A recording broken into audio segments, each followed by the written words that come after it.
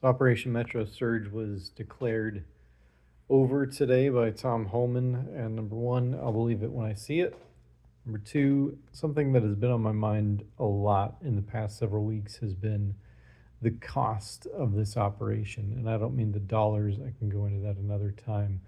I mean the long term psychological and traumatic effects on an entire generation of people growing up in Minneapolis.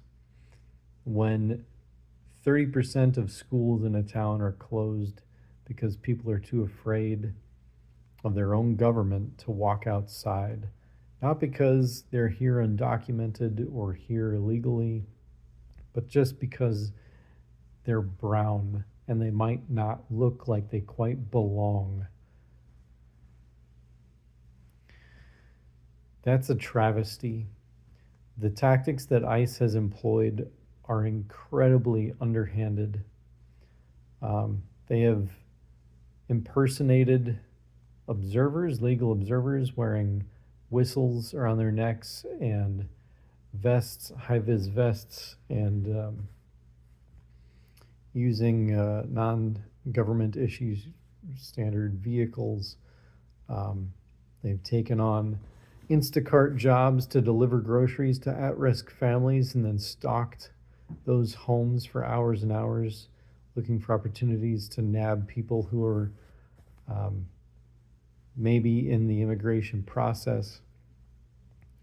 They've impersonated police officers.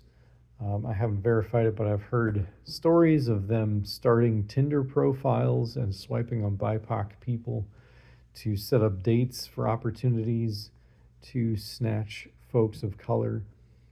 And all of this has a tremendous psychological toll that it is going to take on an entire generation of kids growing up whose older siblings now and maybe parents grew up through COVID just 5, 6 years ago and the lockdown and all the trauma that went with that. And now these kids are going to grow up not knowing who to trust, not knowing if the crossing guard at the street is actually someone there to help or a federal agent there to snatch their parents. That's pretty fucked up. I grew up being white with this cloak and this armor, you know, believing that the police and the authorities were there to help. But not everybody has that luxury. It's going to take a whole lot to fix that in our culture.